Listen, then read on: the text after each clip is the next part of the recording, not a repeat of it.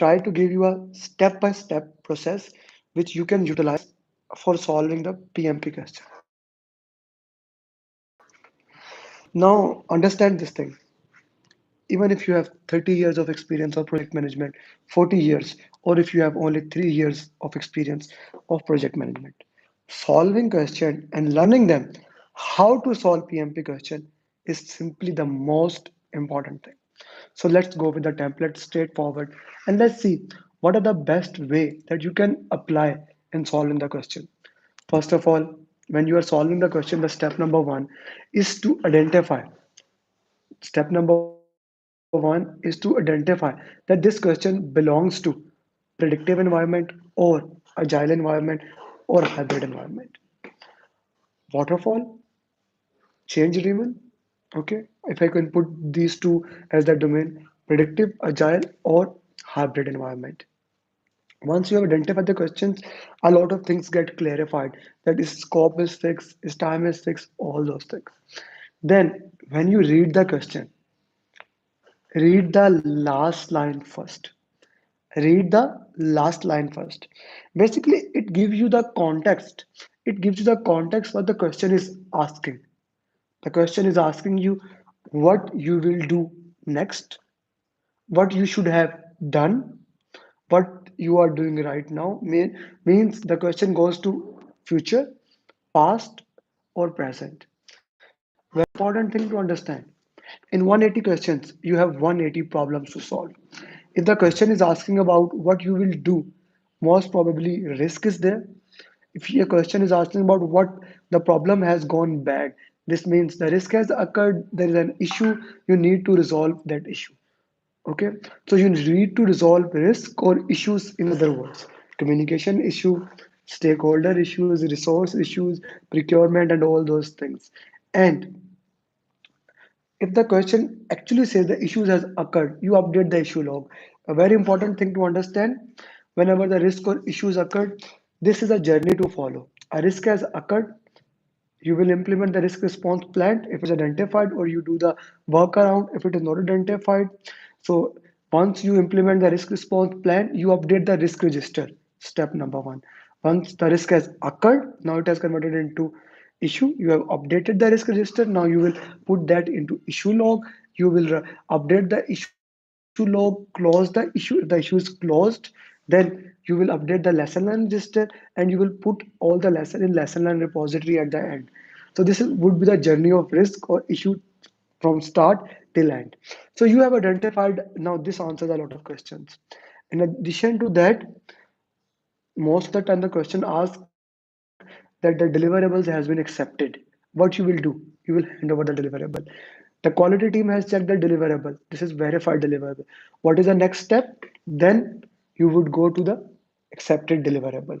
If the question says that deliverable, client is rejecting the deliverables because it does not meet the quality requirement, what should the project manager have done? Like in the past, he should have got the verified deliverable according to the agreed standards. So you need to identify what is a real issue and summarize the issue in your own word. And in order to do that effectively, I recommend reading the question very, very slowly.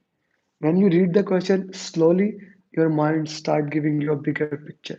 Your mind start giving you a picture what really things is there, what is happening. Slow down and follow the process. Understand the question. Maybe if you can, like if you are reading in the center, read the question aloud to understand and try to imagine in which process you are. If it is predictive, you have processes, charter, all those things where you are actually. If it's agile, are you doing daily stand up, sprint review, sprint retrospective? You have the process everywhere. You can say it whatever you want to. Are you making product backlog? Is that the process? Or you are in a stand up or in a retrospective? So where you are, identify that and then see what you actually do in the process and then do that. In this way, you can solve the question in the best possible way. Remember, in 2021, you don't need to know ITTOs, input tools and technique and output. But this does not mean you don't need to understand them. You need to understand what is in the resource management plan. communication management plan, stakeholder engagement plan, project management plan, schedule, cost, quality plans. What is cost of quality? What is stakeholder engagement matrix? You need to master these tools and technique in order to solve the questions. I have seen some videos. Some people are saying that you don't need to know anything, just understand it. Yeah, that's also okay, but you must master what does this mean. If the question says that you are removing the important things from non-important things, so what is this? This is basically you are using 20-80 principle or 80-20 principle Pareto rule. In order to answer that, you must know what is Pareto. You are trying to stabilize the process. What are you doing? You are using control chart. Tools of quality, tools of resource, very important. Schedule compression, very important. Funding limit reconciliation, SPI, CPI, very important. Brainstorming, expert judgment, focus group, facilitated workshop. You must know these technique in and out. Then, if we go to stakeholder analysis, power and trust matrix, salience model, stakeholder cube, very important. Stakeholder engagement matrix, current state to desired state, very important thing to know. Of course, communication plan and stakeholder plan are very important. Push, pull communication, uh, interactive communication, formal communication, informal communication. Which mode of communication you are going to use? Very important thing to understand. Cultural diversity, understanding the team, tuckman ladder, my favorite, very important. Conflict resolution techniques, for how which conflict to solve, identifying the stage of the conflict, very important things. Estimation techniques in agile and predictive, very important things. These are a lot of important tools and technique that I mentioned. You must understand them. If you don't have any kind of template, I can share my 7 days plan with you. In that, I think I have in the last all the tools and technique which can help you in understanding. Just see that tool and technique and answer. Try to answer with that. That can help you a lot. So in this way, you can answer your question. But this is the one of the best way. Okay, can you discuss different types of question that we can get from EVM? Okay, please. The thing is that right now the exam is more focused towards question regarding CPI and SPI.